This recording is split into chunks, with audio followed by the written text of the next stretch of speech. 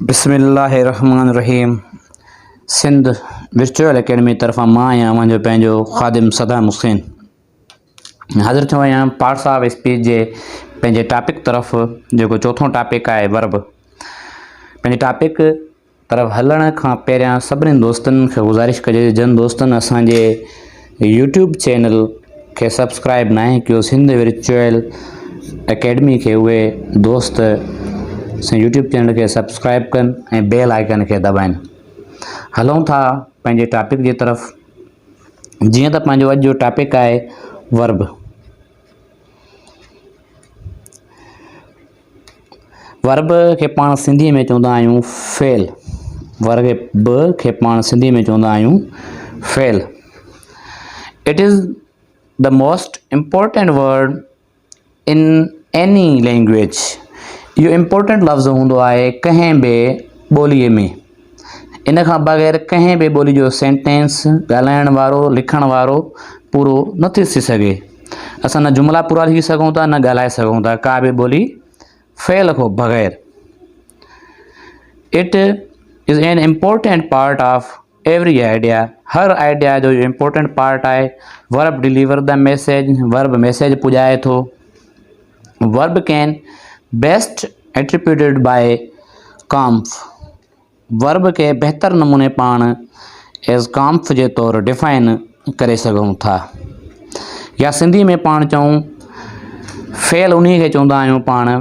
Fail जी माना आहे कम अहिड़ा लफ़्ज़ जेके इस्म या ज़मीर जे अमल खे ज़ाहिर कनि। जुमिले में इस्म या ज़मीर जे अमल खे ज़ाहिर कनि, पाण उन खे फेल चवंदा आहियूं। हलूं था पंहिंजी डेफिनेशन जी तरफ़। जेका काम्फ वारी न्यू डेफिनेशन आहे पंहिंजी, C for completion. C for completion. फेल जुमिले खे कंप्लीट करण में, पूरो करण में कमु ईंदा आहिनि। ॿियो पंहिंजो नंबर आहे ए फॉर एक्शन। इहे जुमिले में जेको कमु थींदो आहे उन एक्शन खे ज़ाहिर कंदा आहिनि। C for M for movement. जुमिले में जेका मूवमेंट हूंदी आहे उहे फेल जी जेका बि मूवमेंट हूंदी आहे उहो वर्ब ज़ाहिर कंदो आहे। उन खां पोइ पंहिंजो लास्ट आहे पंहिंजो एफ फुलफिलमेंट। फुलफिलमेंट मीन्स जुमिले खे वर्ब पूरो कंदो आहे। जेकॾहिं पाण सिंपल जी डेफिनेशन इंग्लिश में पढ़ूं, verb is action word of sentence. Verb is action word of sentence. For example, मिसाल जे तौर thinking, reading, writing, studying, sleeping, fighting, playing, buying. इहे जेके पंहिंजा आहिनि इहे थींदा आहिनि वर्ब। जेके बि एक्शन वर्ड आहिनि सभु पंहिंजा वर्ब हूंदा आहिनि। उन खां पोइ अॻिते हलूं था पाण हिन जे हिकिड़े टाइप तरफ़। जेके मेन टाइप आहे हिन जो ऑक्सिलरी वर्ब, जंहिंखे पाण सिंधीअ में, सवली सिंधी में चवंदा आहियूं फेल मुआवन।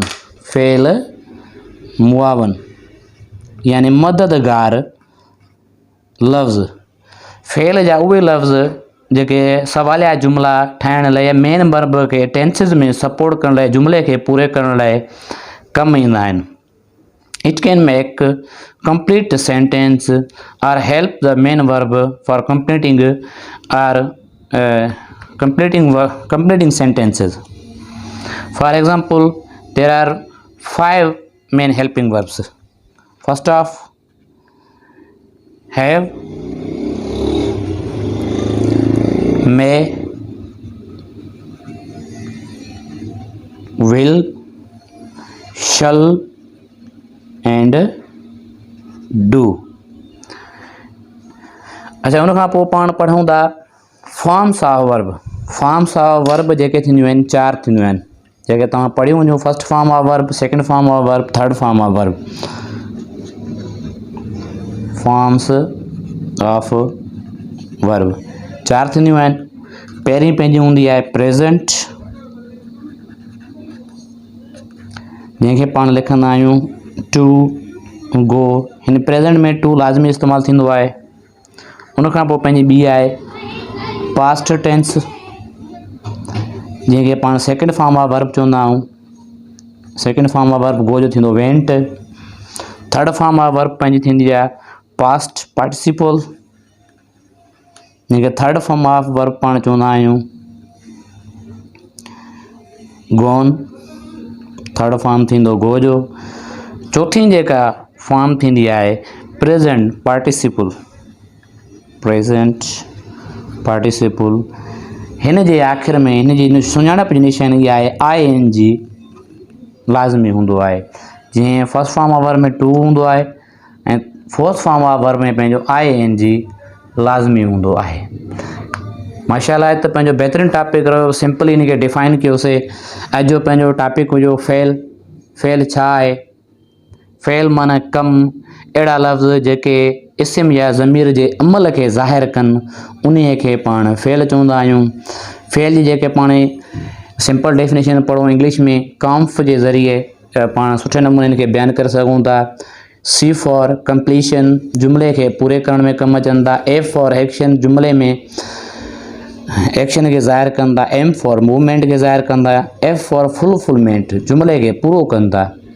उनखां पोइ पाण जा एग्ज़ाम्पल लिखियासीं फेल जा thinking, reading, writing, sleeping, laughing, fighting. उनखां पोइ फेल जेको कमु ईंदो आहे टेंस खे या मेन वर्ब खे सपोर्ट करण लाइ कमु ईंदो आहे। जीअं जेके सपोर्टिव असांजा वर्ब आहिनि, मुआविन वर्ब आहिनि, have, may, will, shall, do आहिनि। ऐं पाण पढ़ियासीं forms of verb. Form of verb तव्हां ख़बर आहे चार थींदियूं आहिनि। First form of verb, second form of verb, third form of verb and fourth form of verb. जंहिं नाला आहिनि प्रेज़ेंट टेंस, जंहिंजो टू गो लिखंदासीं पाण। Past tense, second form of verb went. Past participle gone, third form of verb इन में लॻंदी। Present participle going, जंहिंमें ING हूंदो आहे। दोस्तनि खे जेका बि ॻाल्हि हिन में सम्झ न आई हुजे असांजे व्हाट्सएप नंबर ते राब्तो कनि, कांटेक्ट कनि। जिन दोस्तनि अञा ताईं असांजे यूट्यूब चैनल खे सब्सक्राइब न आहे कयो, उहे यूट्यूब चैनल खे सब्सक्राइब कनि, पंहिंजी राय ॾियनि। महिरबानी। इंशाअल्लाह जल्द मिलूं था हिकु नए टॉपिक सां गॾु। सिंध पढ़ंदी त सिंध मुरकंदी। महिरबानी।